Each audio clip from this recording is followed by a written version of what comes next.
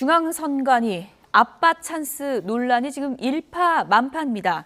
6건에서 시작했는데 지금 11건 의혹까지 늘어났습니다. 그런데 뭐 밝혀지는 게 이 정도지 전수조사해보면 더 늘지 않겠느냐 이런 의견이 많은 것 같아요. 그럼요. 초창기에 이 문제가 불거졌을 때만 하더라도 선관위 내에서 구체적으로 그 내용이 맞다 이렇게 인정하지 않았습니다.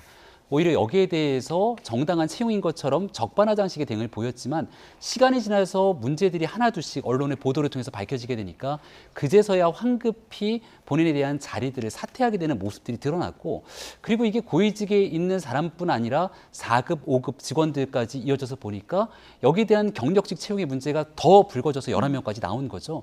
4급, 5급을 넘어서 하위 직급까지 포함되게 된다면 이른바 자신들의 성역처럼 둘러싸여져 있던 선관위 내부에 어디까지 골물대로 골맞던 것인지 국민적 걱정과 의구심이 커지고 있거든요.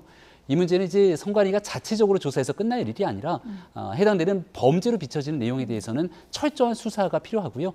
감사원의 감사 등 외부 기관이 긴급 투입돼서 여기에 대한 공정성의 문제를 위배한 범죄 행위들이 없는지 철저하게 마지막 끝까지 이 아빠 찬스 등에 대한 불공정 채용 문제 밝혀내야 됩니다. 지난 대선 때 뭐 소쿠리 투표 논란이 있었는데 그것이 미풍이었다면 이번엔 강풍인 것 같습니다. 젊은 층이 가장 싫어하는 것이 공정의 가치를 훼손하는 거 아니겠습니까? 맞아요. 이게 11건이면 상당히 조직이 뭐 골마 있다 이렇게도 볼 수 있는 거잖아요. 그렇게 보여요. 저는 이건 전수조사 반드시 해야 된다고 저는 보고요. 이런 행태는 있어서는 안 될 일이고 있어서도 안 될 뿐만 아니라 이런 뿌리 뽑아야 돼요. 그러니까 저는 지금 뭐 한두 개 나오는 거 가지고 끝날 게 아니라 정말 선관위 전체에 대해서 이런 잘못된 채용 비리가 있었다면 그 모든 걸 다 드러내서 관련된 사람 다 징계해야 된다고 생각합니다. 그러니까 이 문제는요, 그냥 넘어갈 수 있는 문제가 절대로 아니에요. 선관위가 지금까지 왜냐하면 선거의 중립성 문제 때문에 외부의 감사라든지 감시를 받지 않는 구조로 운영돼 왔어요. 물론 선거를 관리하는 부분에서 외부의 그런 개입이 더 있어서는 안 되죠. 정치권이나 이런 데서. 다만 조직을 운영하는 가운데 있어서 이런 비리가 있었다면 그건 당연히 바로잡아야 돼요. 이걸 누가 그냥 넘어갈 수 있겠습니까? 이런 행동을 어떻게 할 수가 있죠? 아니 그리고요, 실제 본인과 관련된 문제나 아니면 직원과 관련된 문제에 심사위원으로 들어가는 사람이 아는 사람이고 최종 결재한 사람이 본인의 가족과 관련된 부분이라고 하면 이런 부분들을 과연 그냥 두고 볼 수가 있겠습니까? 어떻게 이런 일이 벌어질 수 있는지가 이해가 안 되고 지금 이 시점에서 이런 일이 벌어진 것도 대단히 문제라고 봐요. 그래서 저는 이 문제는 전수조사해서 문제가 있는 모든 사람에 대해서 징계해야 된다. 그리고 저는 모르겠습니다. 들어온 분들이 본인들은 공정하다고 생각할지 모르겠지만 그 부분도 다시 살펴봐야 돼요. 그래서 이게 공정하지 않다고 느껴지는 모든 부분들을 바로 잡는 것이 반드시 필요한 시점이라고 생각합니다.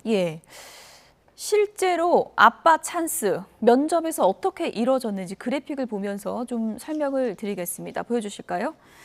지난 2021년 경남 선관위 3급 A과장 딸의 경력 채용 면접 심사표를 보고 계십니다.